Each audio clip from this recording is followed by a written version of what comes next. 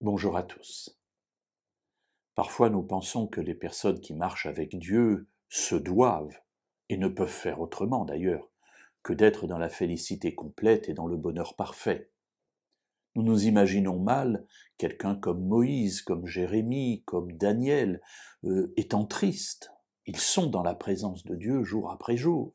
Et pourtant, dans les livres des psaumes, il s'en trouve un certain nombre qui parlent de l'état d'esprit de celui qui marche avec Dieu.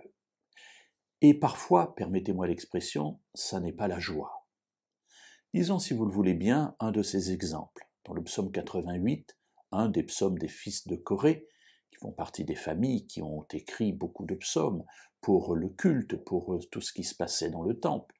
Et lisons dans ce psaume 88 les versets 2 à 4. Éternel, Dieu de mon salut, je crie le jour et pendant la nuit devant toi. Que ma prière parvienne en ta présence, tends l'oreille à mon cri, car mon âme est rassasiée de maux, et ma vie touche au séjour des morts. Alors permettez-moi, si vous le voulez bien, de commencer par la fin. Voilà cet homme qui est, je ne sais pas quels sont les problèmes auxquels il doit faire face, mais qui se considère qu'il est vraiment au fond du gouffre, il est à l'intérieur, il est au séjour des morts. Voilà, il est proche de la mort, selon lui. Et il crie le jour, il crie pendant la nuit, c'est-à-dire qu'il exprime que jour après jour, il exprime son désarroi vis-à-vis de Dieu, et visiblement il n'a pas de réponse. En tout cas, il n'aperçoit pas. Il dit même à Dieu, tends l'oreille à mon cri. C'est pas possible que tu ne répondes pas. Penche-toi, mets ta main derrière l'oreille, écoute ce que je te dis.